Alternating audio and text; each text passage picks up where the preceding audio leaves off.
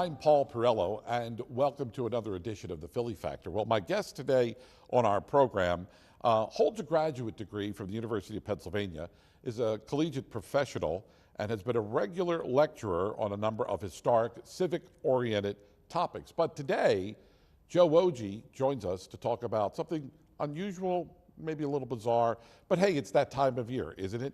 Yeah, it's time for Halloween and everything that goes bump in the night. Joe joins us here to talk about the dark side and maybe even the bizarre side of Philadelphia. Voted best city tour each year since its inception, and the only tour out of over 100 featured on Anthony Bourdain's The Layover on the Travel Channel.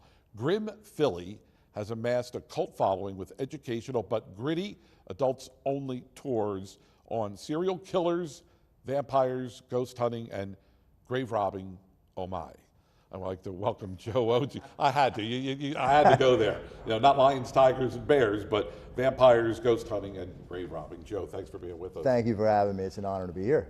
As I said, it's that time of year where, you know, everywhere you turn, and I don't know where Halloween went from being a one-night event to it starts right after Labor Day and goes into early November. But that means it's good business for organizations like yours that run these sort of off the beaten path type tours. So tell me how did you come up with Grim Philly? Well, Grim Philly, basically, I'm a college professor. I teach at Rider University. I'm in the history department there, good 10 years. So my wife and I, we would go on vacation to these different cities, you know, and we would check out different tours. We're night owls, right? So we don't want to get up early. That's the one thing. We're on vacation, you know, we want to relax. So we would take a lot of what would be available at the, you know, the later part of the day, which would be these ghost tours. And, you know, that's cool, right? But they're like hit or miss. You could get some good ghost tours, you can get some bad ghost tours. And I'm thinking of it like a college professor. I'm like, man, this is one lesson plan.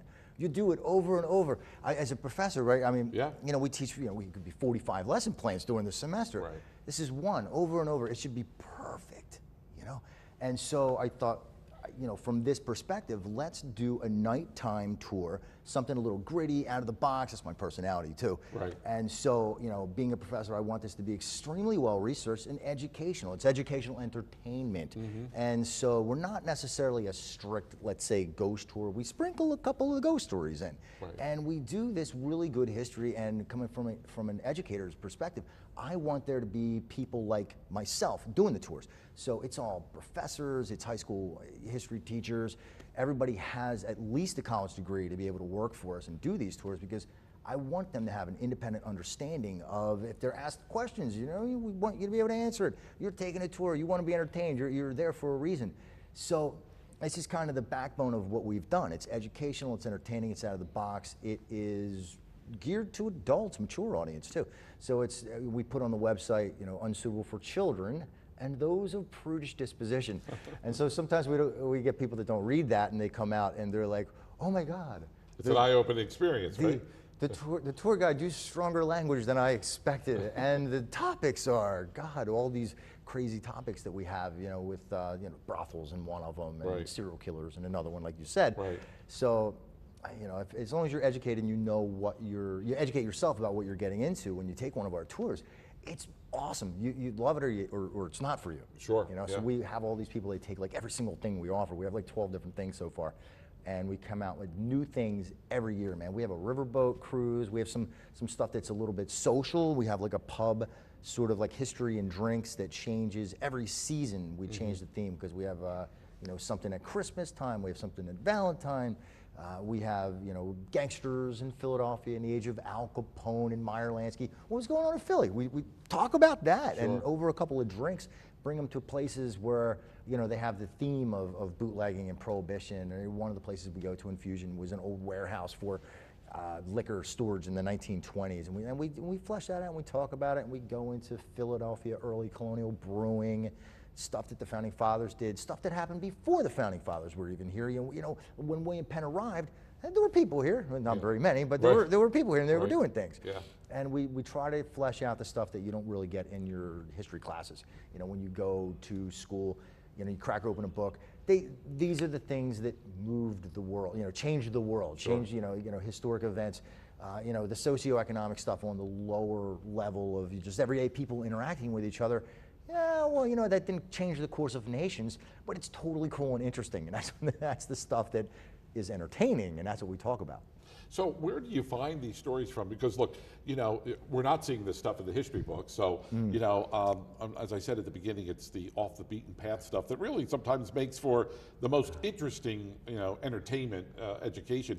But so how much research, how much planning, how much? A ton. A ton, I'm sure. A ton of it, yeah. You know, you're not going to go to the free library and find a book on off the beaten path Philadelphia. Maybe you will, but in terms of incorporating this into a tour, you really have to do your homework, not only you, but the other folks, the other tour guides, to make sure that you get it right. You want to present what would have been an accurate description of what was going on in Philadelphia in the 1700s, 1800s, even the 1900s for that matter. So exactly, yeah.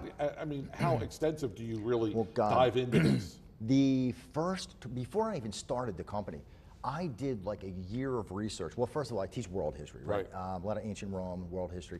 And so I kind of had to bring myself back up to speed with the stuff I hadn't had since I was in college. Right. And so, you know, teaching myself, you know, well, not teach, I mean, I already knew it, but just checking a lot of books out of the library, you know, where I teach at Reiner, just checking books out on American history, brushing up on that stuff. And I delved into, obviously, Philadelphia, central history. And what I started when I was putting this stuff together, I would find just, God, I must have read 20 just books by different historians and would find a paragraph here, 3 pages there, you know, maybe a chapter that's sort of applied to like the grittier stuff.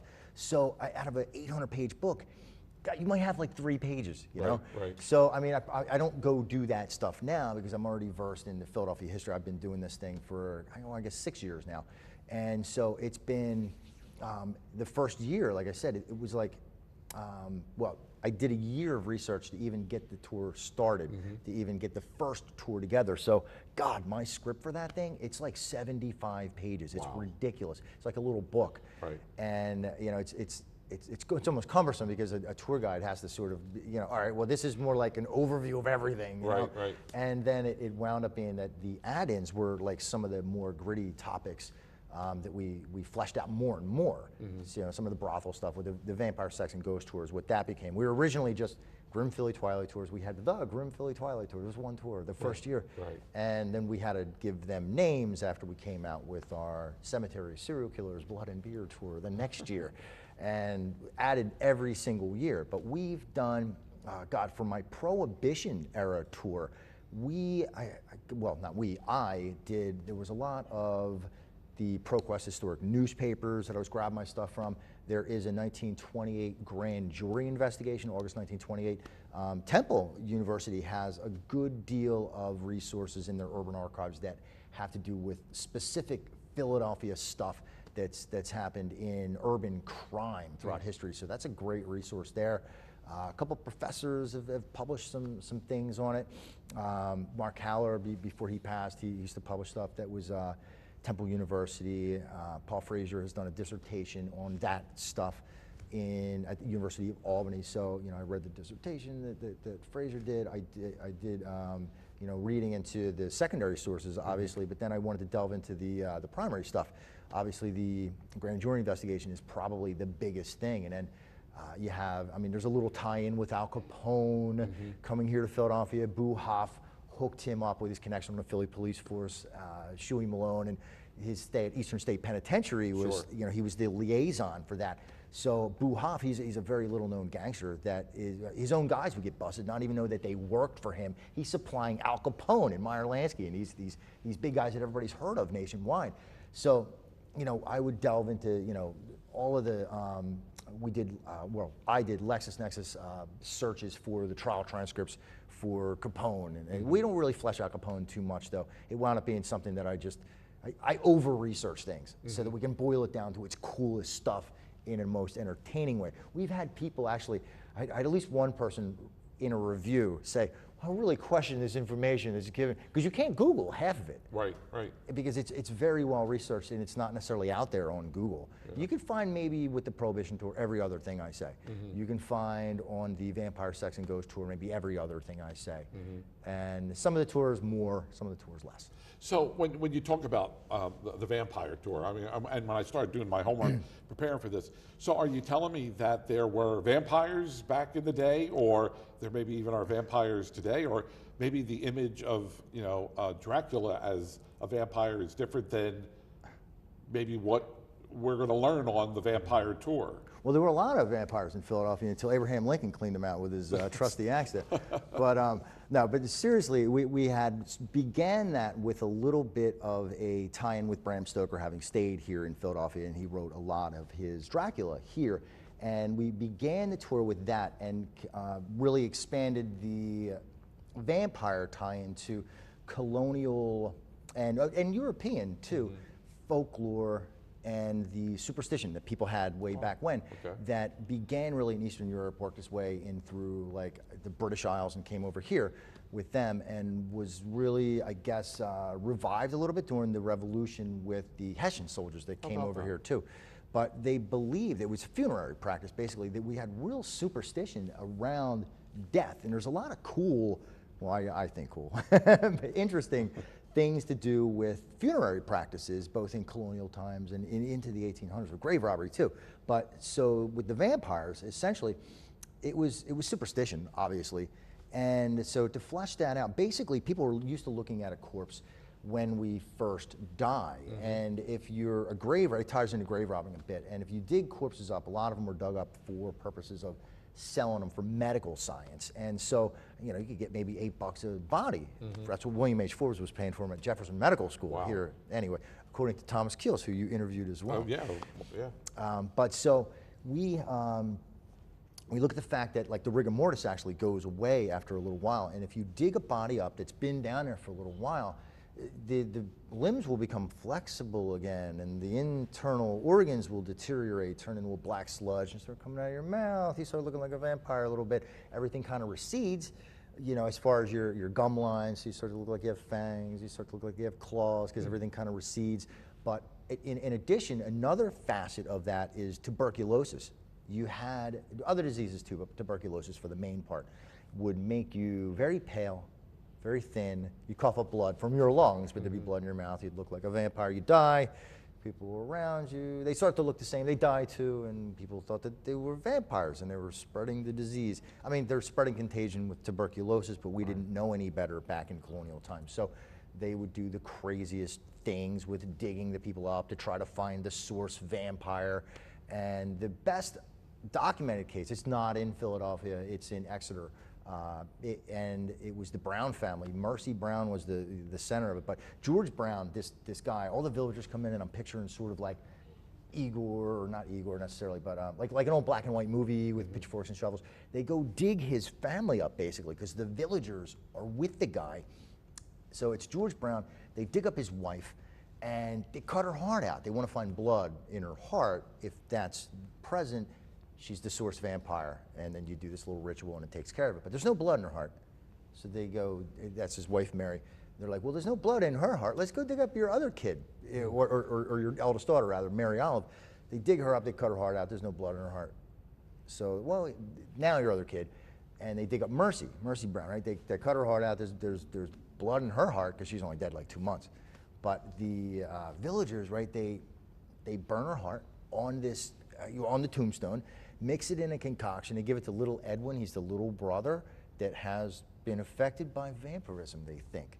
And it's, you know, it's tuberculosis the poor kid has. But they make him drink this concoction, and it's the crazy thing. I mean, when you think about it in modern terms, like, man, we just dug up your dead sister. We cut her heart out of her chest. We burned it. We mixed it in this concoction. Go drink. This will make you all better. You know, these are the kind of superstitions that we're living on, and this happened in the 1800s. This is the age of enlightenment still. Sure, yeah. So you have all these superstitions kind of living on in the rural communities, not necessarily in the city, not necessarily with the people that are more enlightened, not with Ben Franklin certainly, or you know, these folks even way before that period of time, but the rural communities had this, And God, you still have vampire burials that they're digging up every single year over in Europe, where they killed a lot of people and they put them on trial for being vampires, killed them. God, you got 200 atypical burials for vampires in Bulgaria alone that they've discovered, right. And probably 100 atypical burials around the world with different for different reasons. They may have been buried upside down as witches or misbehaving nuns and people like that. Vikings would bury people upside down when they, in the early days, converted to Christianity because you didn't believe in Odin anymore, and that's no good. You're not a good Viking. But with some of these things, it's really interesting to kind of flesh these out. Yeah, when we think of early American history and we think of this bizarreness, we often think of the Salem witch trials, and it's pretty much I don't want to say documented in history books, but part of our American history had to do with the trials that would go on in Salem up in New England. But that's why I was sort of intrigued with this, because I never really thought of the whole issue of vampires in our backyard here, because history really has not delved into that, at least in the mainstream, delved into that, whatever it is you want to call it, phenomenon. But that's one of the things that you're going to experience or learn about if you take one of the tours. Exactly. Yeah. Today, actually, there are a couple professors at University College London. Their names escape me, but there are 2 professors at University College London that flesh out all of this stuff there. One is a folklorist and one is in Eastern European studies. And there has been a lot done with vampire and witch burials in archaeological research done by the Vatican. They're doing it right now. And they've dug up people in Italy, which is one of the places where you find vampire and witch burials in Italy. A lot of the witch burials are more so Germany, followed by France, followed by Scotland. And the vampire stuff is more so Eastern Europe.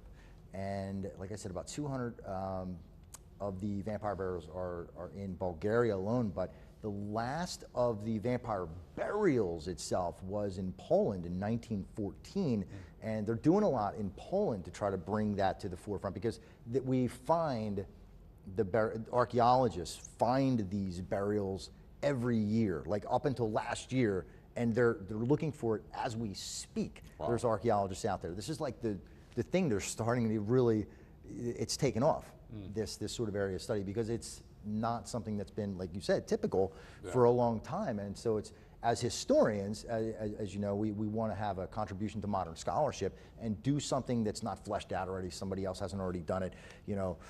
Books on the Civil War and the Revolutionary War in the United States, they've been done over and over. Sure. They're great, but a lot of people have had a lot of interest, and they've been done a lot. I mean, how many people have written books on World War II and World War I?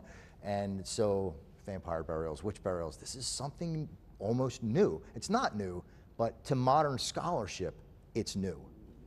Tell me, for our audience that might be interested in taking one of your tours, you started out with one, you're now up to how many tours? God, I think we have about 12 tours at this point. So give me an idea of how the tours run, where do they run, how can they get information on taking a tour?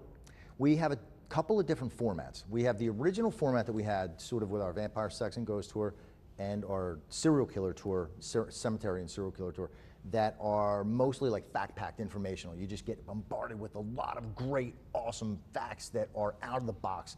And it's a walking tour where you see a lot of historic sites. It's an eclectic dark history mix is what we call it, because you see a lot of the founding fathers kind of sites. You'll see Betsy Ross' house, George Washington's house. You'll see these things.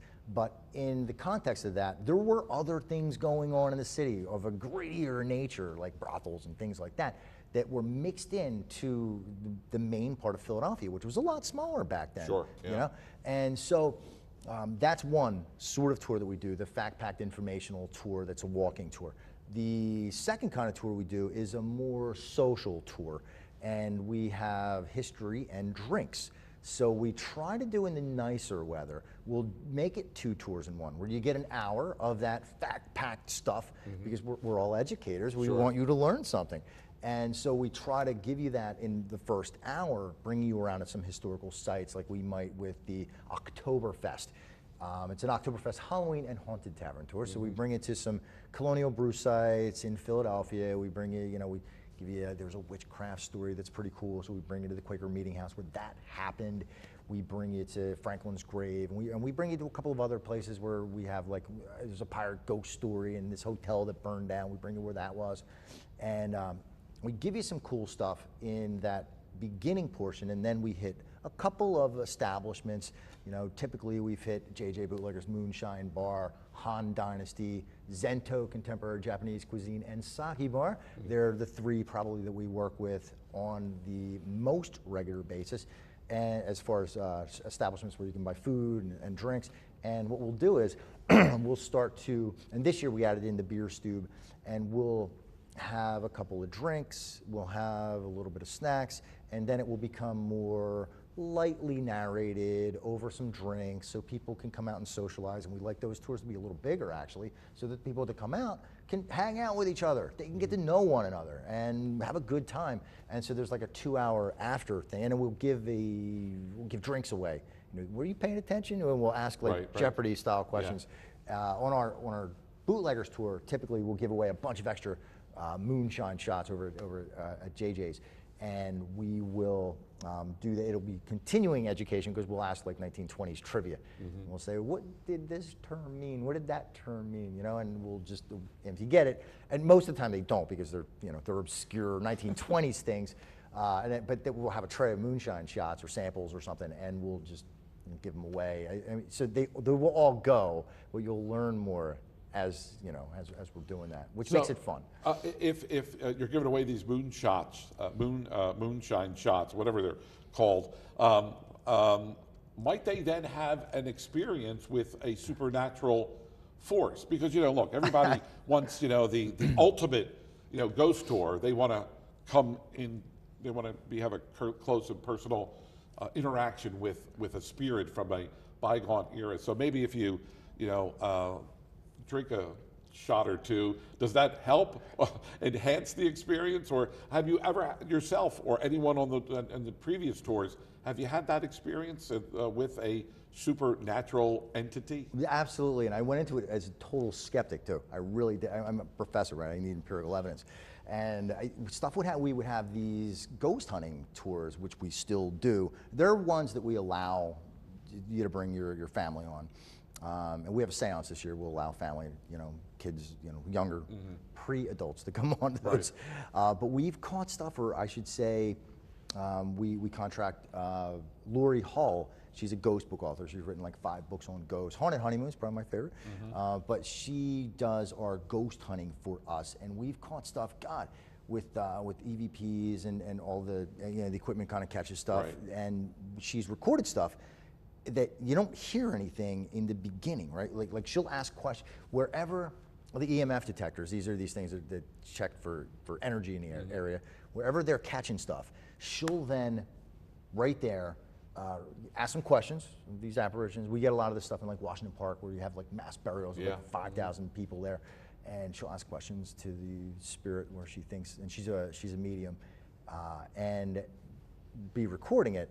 And you don't hear anything until she plays it back, and you hear like garbled answers to what she asked, and it's right in front of me. So I'm like, well, you know, you watch TV, you watch some of the ghost shows, right? And you're just like, yeah, somebody could have made a noise over there, you know. Prove it to me, you know. But like this is, it's still right in front of me, so it had to be real. I wasn't faking it, certainly. But guests have caught stuff, and they've posted it up to our Facebook page with videos and pictures that they've caught like orbs and stuff like that. And the videos, that's the most interesting stuff, because like orbs like flying around and moving around. It was crazy. They posted it up to our Facebook page. We did a lot of these, like in 2013, we did a lot of midnight ghost hunting. We backed it up. We just call it ghost hunting now because we don't do it at midnight anymore. We weren't getting a lot of people out there at midnight. Some people, but we're, you know, allowing kids to come on now with that particular tour. So we backed it up, and we do that earlier. But we have had customers catch stuff on their video, and it's crazy to look back on it, because I'm thinking like I was standing right there, and I need things to be proven to me. Sure, yeah. And it was right in front of me. So yeah, definitely. And Zento, by the way, is one of the bars we go to because, well, first of all, it was the home of Ben Franklin's mistress way back when. He had a mistress? He had, imagine that. Believe it or not, he had a mistress. And also it's haunted. It's ranked as one of the 5 most haunted bars in the United States. By and large, because I said that it was, the culturists, they called me and I said, well, I could give you the most common ghost story in Philly, which is City Tavern, or I could give you the most realistic one, which is actually, because and they said, well, give us both, we'll choose. And they did Zento's because it is the most realistic one. But all the servers in there will tell you it's haunted. And they're friendly ghosts, it's like Casper, it's not scary or anything like that. You usually don't see it when there's a lot of people there because they'd be scared off by the noise, I suppose. Yeah. Casper I could do. I mean, and Casper's cool. Casper's cool, yeah. Quickly here, because we're short on time. We can go on for another hour. We could. Website and phone number, I guess, if people want to book a tour or find out more information. GrimPhilly.com. Grim is spelled with 1 M, like the Grim Reaper. Right. So GrimPhilly.com. You can email info@GrimPhilly.com, or you can give us a call, 856-829-3100. 856-829-3100. All right. Well, needless to say, something different and unusual, and not just for this time of year, but they do run these tours throughout the year, and they're special tours that come up at Valentine's Day and throughout the year. So you might want to check out grimphilly.com. You got it. And hey, look, it's worth the price of admission for sure. And who doesn't like a good ghost story, right? So check it out. Go online and book a reservation, and who knows, you might encounter one of those things that go bump in the night. Joe, I want to thank you for spending some time with us here on the program. Thank you, Paul. Thank you for having me. All right. Enjoy the rest of the day. Thank you so much for watching us here on the Philly Factor. Until next time, my name is Paul Perrello. Thanks for being with us.